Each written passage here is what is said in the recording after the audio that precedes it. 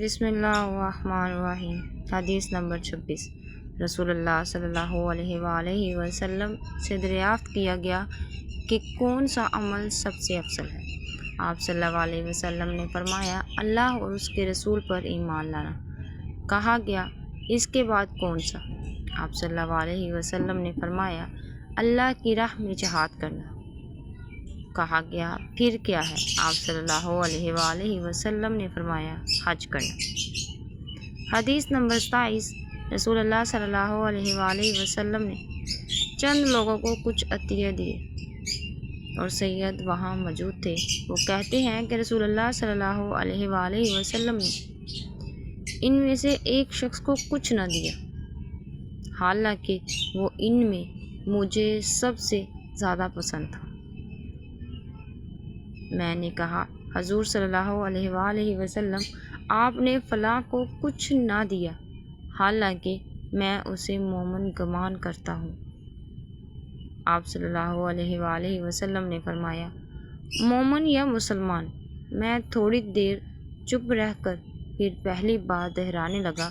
حضور صلی اللہ علیہ وآلہ وسلم نے بھی دوبارہ وہی جواب دیا۔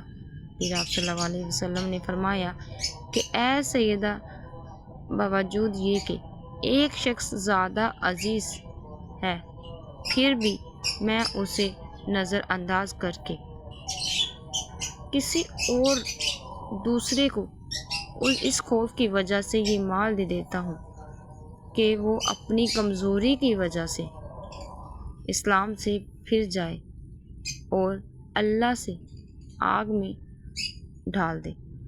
اس حدیث کو یونس، سلیم عمری اور زہری کے بھتیجے عبداللہ نے زہری سے روایت کیا۔ حدیث نمبر 28۔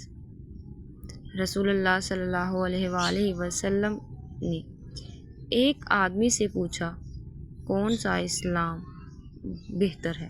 آپ صلی اللہ علیہ وآلہ وسلم نے فرمایا کہ تو کھانا کھلائے اور ہر شخص کو سلام کرے، خواہ اس کو تو جانتا ہو یا نہ جانتا ہو۔